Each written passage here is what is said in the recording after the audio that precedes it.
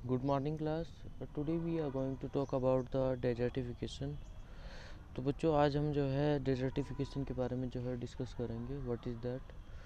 देखेंगे इसको कैसे होता है, कैसे इसके जो है इम्पैक्ट आते हैं और कैसे जो है हम इस प्रॉब्लम को जो है सॉल्व कर सकते हैं. तो बेसिकली जो है desertification मतलब जो बंजर जो भूमि होती है, अगर मैं सिंपली बात करूँ तो उसी के बारे में जो है हमें बात करनी है. जब हम ये कह सकते हैं कि जो ज़मीन होती है, जो लैंड एरिया होता है, वहाँ पर पानी नहीं रहता, उसमें पानी की कमी हो जाती है और वहाँ पर जो है सूखा हो जाता है. और बेसिकली जो ज़मीन है उस पर जो है किसी भी तरह की प्लांट या किसी तरह का जो है ट्री जो है ग्रो नहीं कर पाता, वेजिटेशन ग्रो नहीं कर पाता बेसिकली. तो क्या है डेजर्टिफिकेशन? डेजर्टिफिकेशन बेसिकली एक लैंड डिग्रेडेशन प्रोसेस है इन arid and semi arid areas में. ठीक है. और यह प्रोसेस है जिसके द्वारा जो फर्टाइल लैंड है वो ट्रांसफॉर्म हो जाती है किसमें? डेजर्ट में, रेगिस्तान. ठीक है, जहाँ पर आपको रेत ही रेत दिखाई देती है. बेसिकली इसमें क्या होता है कि जो उपजाऊ भूमि है वो किसमें ट्रांसफॉर्म हो जाती है? डेजर्ट में. बेसिकली ये धीरे धीरे जो है सूखे की तरफ मतलब ड्राई होती चली जाती है और unable to support any plant growth for food production. किसी तरह का जो है यहाँ पर आप वेजिटेशन को ग्रो नहीं कर सकते, किसी तरह की प्लांट को ये जो है प्लांट की ग्रोथ को जो है सपोर्ट प्रोवाइड नहीं करेगा ताकि हम वहाँ पर जो है फूड का प्रोडक्शन कर पाए. और इसके होने के जो है बहुत सारे कारक हैं, जैसे कि क्लाइमेटिक वेरिएशंस हैं और बेसिकली जो सबसे ज़्यादा जो क्या है ह्यूमन एक्टिविटीज़. तो इन कारणों से जो है डेजर्टिफिकेशन जो है आता है. अब according to UNESCO, United Nation educational scientific and cultural organisation, 1/3 of world's land surface is threatened by desertification. ये जो ऑर्गेनाइजेशन है इसके अनुसार ये कह रही है कि जो 1/3 है वर्ल्ड की लैंड का, विश्व की भूमि का जो 1/3 है लैंड सरफेस का, वो डेजर्टिफिकेशन से मतलब खतरा है उसको डेजर्टिफिकेशन का. According to the world it affects livelihood of millions of people. तो ये जो डेजर्टिफिकेशन है पूरे वर्ल्ड में जो है लगभग मिलियंस ऑफ पीपल की जो जनजीविका है उसको जो है अफेक्ट करता है, उसको प्रभावित करता है. और ये बहुत बड़ा एक बैरियर है to meeting human basic needs in dry lands. जो लोग वहाँ पर रहते हैं ड्राई लैंड्स में, डेजर्ट में जो लोग रहते हैं, उनकी जो बेसिक नीड्स है जैसे कि पानी हो गया, बहुत सारी चीज़ें खाने की हो गई, तो उसमें एक अवरोध पैदा करता है. उनकी बेसिक नीड को मीट करने में जो है अवरोध पैदा करता है, बैरियर की तरह वर्क करता है, मिल नहीं पाती आसानी से. डेजर्टिफिकेशन बेसिकली जो है जो ऊपर की जो टॉप सॉइल होती है उसको अफेक्ट करता है, ग्राउंड वाटर रिजर्व्स को, surface run of, human, animal, plant population सभी को जो है अफेक्ट करता है. वहाँ पर जो है पूरा जनजीवन जो है अस्त व्यस्त हो जाता है. अब देखते हैं कि इसके कारण क्या है, क्यों जो है डेजर्टिफिकेशन हो रहा है. ह्यूमन एक्टिविटीज़ तो एक मेजर रिस्पॉन्सिबल फैक्टर है, लेकिन और भी बहुत सारे जो है फैक्टर्स है, जैसे कि ओवर ग्रेजिंग, नेक्स्ट है ड्राउट, सूखा पड़ना. ठीक है, बारिश का ना होना टाइम पर, है ना. और अर्बनाइजेशन, जो शहरीकरण जो विकास हो रहा है. ठीक है, क्लाइमेट चेंज, जो जलवायु जो परिवर्तन होता है, over cultivation, deforestation, natural disasters जो आती है जैसे कि फ्लड्स का आना. तो फ्लड्स जब आएगी मतलब जब बाढ़ आएगी तो वो क्या करेगी, पानी जब आएगा तेज़ बहाव के साथ तो वो जो ऊपर की जो टॉप सॉइल है, जो उपजाऊ जो मिट्टी है, उसको बहा करके ले जाता है अपने साथ. और उस वजह से जो वहाँ की जो ज़मीन होगी वो मतलब किसी तरह के प्लांट की ग्रोथ को सपोर्ट नहीं करेगी, तो फाइनली वहाँ पर जो है सूखा पड़ जाएगा और किसी तरह की कोई वेजिटेशन नहीं उग पाएगी। तो ये कुछ कारक है, जैसे ज़्यादा चराना है, ओवरग्रेजिंग हो गया, ड्राउट, अर्बनाइजेशन, शहरीकरण, है ना। अब शहरीकरण के लिए क्या होगा कि डिफॉरेस्टेशन करना पड़ेगा, वो वनों को काटना पड़ेगा जब सिटी जो है एक्सपांड करती हैं। ओवर ग्रेजिंग की बात करें तो ये भी एक मेजर कॉज है डेजर्टिफिकेशन का। और बहुत सारे एनिमल्स जब होते हैं किसी के पास या किसी एरिया में, तो वो क्या करते हैं, बहुत सारी लैंड को, जो वहाँ पर जो वेजिटेशन होती है, वहाँ की जो घास होती है उसको खाते हैं, ठीक है। और एनिमल्स जो हैं, ये एनिमल्स सभी जो वेजिटेशन है वहाँ की उसको खा लेते हैं। और इस वजह से जो फाइनली जब वेजिटेशन मतलब उन्होंने खा ली है, तो उसके बाद जो वेजिटेशन है वहाँ पर वो ग्रो नहीं कर पाती, वो फेल हो जाती है। Soil is expose to rain and wind, तो उसके बाद जब वेजिटेशन वहाँ पर ख़त्म हो जाती है, क्योंकि वो उनके द्वारा चर ली जाती है, खा ली जाती है, ठीक है, एनिमल्स के द्वारा, तो वहाँ की जो मिट्टी होगी वो रेन से सीधा सामना करेगी। जब बारिश पड़ेगी तो डायरेक्टली जो है ज़मीन को हिट करेगी, और विंड भी जो है डायरेक्टली हिट करेगी, वो मिट्टी को बहा करके ले जाएगी अपने साथ, हवा में उड़ा करके ले जाएगी हवा अपने साथ, ठीक है। तो इस वजह से जो है, जो वहाँ की जो टॉप सॉइल, जो उपजाऊ मिट्टी होती है, वो धुल जाती है पानी के साथ या फिर हवा के द्वारा बहा ली जाती है। नेक्स्ट बात करें drought, a long period without rainfall, तो बारिश का ना पड़ना लंबे समय तक, ये भी एक कारण है, वहाँ पर सूखा पड़ जाता है। कॉजेज क्रॉप्स टू डाई, तो वहाँ की जो फसलें हैं वो मर जाती है इस वजह से, क्योंकि पानी उन्हें समय पर नहीं मिल पाता। और इस वजह से जो है फूड की स्कैर्सिटी बढ़ जाती है, मतलब फूड नहीं मिल पाता वहाँ के जो ह्यूमंस होंगे, जो पॉपुलेशंस होगी वहाँ की, may have to move to find food, तो इस वजह से जो है वहाँ के जो लोग होंगे उन्हें ज़रूरत पड़ती है दूसरी जगह ढूंढने की फूड को। नेक्स्ट बात करें डिफॉरेस्टेशन की, तो डिफॉरेस्टेशन मैंने कल भी कल की क्लास में आपको पढ़ाया था, डिफॉरेस्टेशन क्या होता है। डिफॉरेस्टेशन और डिफॉरेस्टेशन बस यही है कि कटिंग डाउन और clearing of trees from a wooden area, जहाँ पर अच्छे खासे वन है, ठीक है, अच्छे खासे पेड़ है, अच्छी खासी वेजिटेशन है वहाँ पर, और उन वनों को जो है क्या करें, अपनी नीड्स के लिए, अपनी बेनिफिट्स को फुलफिलमेंट के लिए, उसकी फुलफिलमेंट के लिए वहाँ से उनका सफाया कर दे, जैसे कि अर्बनाइजेशन का होना, किसी फैक्ट्री को लगाना, ठीक है, या उन वनों का किसी इंडस्ट्री में यूज करना, जैसे कि फर्नीचर इंडस्ट्री होगी, है ना। तो ये है deforestation.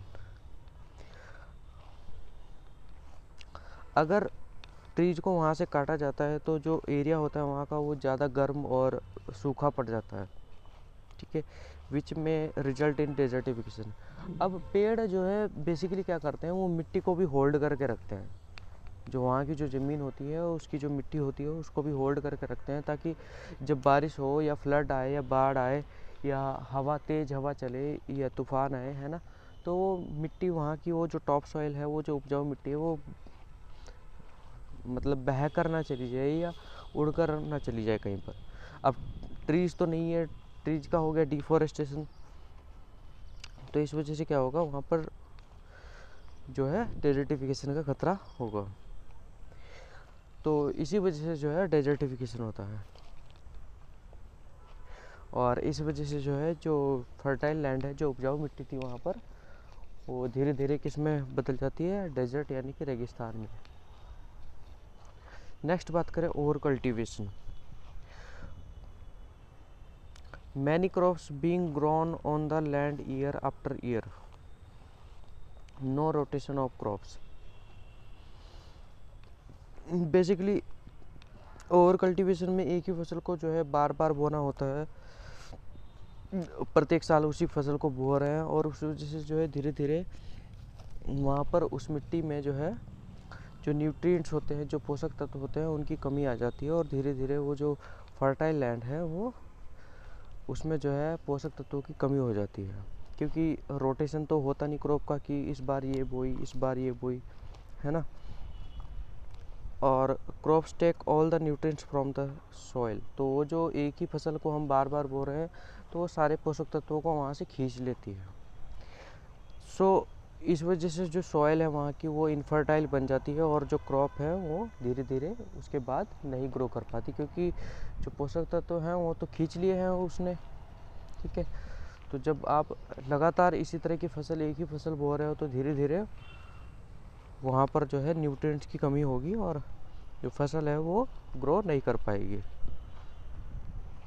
Because there are no crops to protect the soil and the soil is again easily eroded by the wind and rain. तो फाइनली जब वहाँ पर कोई क्रॉप ही नहीं है, कोई मिट्टी को कोई होल्ड ही नहीं कर पा रहा है किसी तरह का वेजिटेशन, तो फाइनली क्या होगा कि जो वहाँ की जो मिट्टी है, जो उपजाऊ मिट्टी है, जो टॉप सॉइल है, वो क्या होगी, हवा के द्वारा या बारिश जो पड़ेगी या जो तेज़ हवाएं चलेगी, ठीक है, उनके द्वारा वो इरोड कर दी जाएगी, मतलब उनके साथ वो बहा करके ले जाई जाएगी। तो फाइनली जो वो जो वहाँ की ज़मीन थी वो किस में कन्वर्ट हो जाएगी, डेजर्ट में कन्वर्ट हो जाएगी। और डेजर्ट में आपको पता है बेसिकली झाड़ियाँ ही होती हैं, अगर मोस्टली मिले भी तो, ठीक है। नेक्स्ट बात करें urbanisation, it can also cause issues with the soil due to chemicals and other things. तो भाई ये भी एक कारण है कि जिससे जो है सॉइल इनफर्टाइल बनती है, केमिकल्स की वजह से जो अन्य जो चीज़ें हैं ये ग्राउंड को हार्म करते हैं। As areas become more urbanised there are less places for plants to grow. अब जब शहरीकरण इतना हो गया है, हर जगह घर ही घर, हर जगह फैक्ट्रियाँ जी फैक्ट्रियाँ, ठीक है, तो अब जगह ही नहीं बची कि प्लांट कहाँ पर उगाएं। अब जब प्लांट उगाने की जगह ही नहीं है तो प्लांट की मिट्टी को होल्ड कौन करके रखेगा, है ना। तो पेड़ नहीं है तो मिट्टी को होल्ड कोई नहीं करेगा, जब हवा चलेगी तो फाइनली अगेन वो बह करके चली जाएगी, है ना। तो इस प्रकार भी जो है डेजर्टिफिकेशन होता है, ये भी एक कारण है डेजर्टिफिकेशन का। नेक्स्ट बात करें क्लाइमेट चेंज। अब जो जलवायु परिवर्तन जो हो रहा है, क्लाइमेट चेंज जो है आंशिक रूप से partially result of human activities that play major role in desertification. अब ये जो क्लाइमेट चेंज है ना, इसमें कहीं ना कहीं बहुत बड़ा हाथ, जो मुख्य जो भूमिका है वो ह्यूमन एक्टिविटीज़ की है। ये जो दुनिया भर की जो इंडस्ट्रियल रिवॉल्यूशन हुआ है और उससे जो ग्रीन हाउस गैसेज का जो इमिशंस होता है ना, और उस वजह से जो ग्लोबल वार्मिंग हो रही है और क्लाइमेट जो चेंज हो रहा है, ठीक है, तो इसमें कहीं ना कहीं जो है ह्यूमन भी जो है रिस्पॉन्सिबल है क्लाइमेट चेंज के लिए। तो ये भी एक बड़ा कारण है डेजर्टिफिकेशन का। As the days get warmer and periods of drought become more frequent, तो ग्लोबल वार्मिंग है तो जो टेम्परेचर है अर्थ का वो ज़्यादा राइज करेगा, दिन गर्म होंगे और सूखे की जो संभावना है वो ज़्यादा होगी और बार बार होगी, और इसलिए जो है डेजर्टिफिकेशन का जो खतरा है वो ज़्यादा होगा और ज़्यादा प्रभावी होगा, ठीक है। क्या क्या कॉन्सिक्वेंसेस हैं डेजर्टिफिकेशन के, तो डेजर्टिफिकेशन से जो है एनवायरमेंटल इफ़ेक्ट्स आते हैं, इकोनॉमिक इफ़ेक्ट्स आते हैं, सोशल इफ़ेक्ट्स आते हैं, ठीक है। सबसे पहले बात करें इफ़ेक्ट्स ऑफ डेजर्टिफिकेशन के, क्या क्या जो है प्रभाव हैं, किस किस पर जो है प्रभाव पड़ते हैं। तो लॉस ऑफ बायोडाइवर्सिटी, पेड़ नहीं है, ठीक है, या डेजर्ट में आप किसी तरह के पेड़ को उगा नहीं सकते ना, तो जो जंगली जानवर हैं वो कहाँ पर रहेंगे, उनको तो रहने के लिए जंगल चाहिए, वन चाहिए, तो वन तो है नहीं, तो जो स्पीसीज हैं वो थ्रेटेंड होगी, एक्सटिंक्शन की कगार पर होंगी और फाइनली वो जो है एक्सटिंक्ट हो जाएंगी। तो लॉस ऑफ बायोडाइवर्सिटी हो रहा है। More chance of floods, drought and related losses, तो फ्लड जो है जब बाढ़ आएगी तो वो ज़्यादा एरिया में जो है बहेगी, मतलब, है ना, क्योंकि पेड़ जो है क्या करते हैं वो भी जो है फ्लड को रोकने की कोशिश करते हैं, तो यहाँ पर भी जो है फ्लड जो है ज़्यादा नुकसान करेगी। सॉइल इरोजन होगा। सॉइल इरोजन मतलब जो टॉप सॉइल है वो इरोड या तो विंड के द्वारा इरोड कर दी जाएगी, या फिर जो रेन वाटर होगा या जो फ्लड आएगी उसके द्वारा इरोड कर दी जाएगी। डेजर्टिफिकेशन होगा, ड्राउट होगा, ठीक है, सूखा पड़ेगा, और जो फर्टाइल लैंड है it will transform into the desert.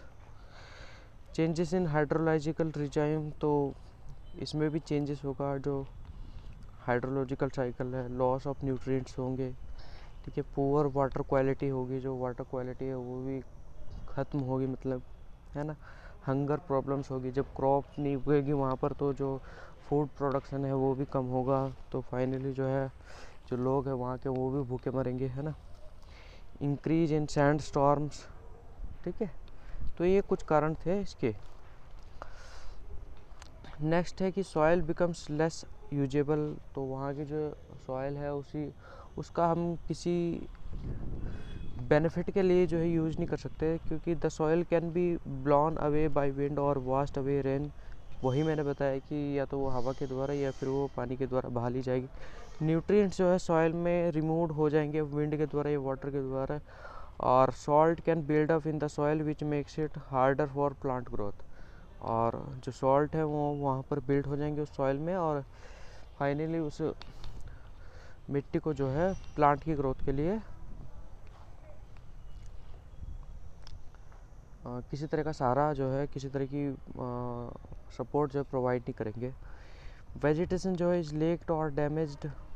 Desertification क्या करता है, जो लैंड की जो एबिलिटी है उसको जो है रिड्यूस करता है टू सपोर्ट प्लांट लाइफ, और ओवरग्रेजिंग अगर होगी तो वो भी प्लांट स्पीशीज को जो है लॉस्ट कर देगी।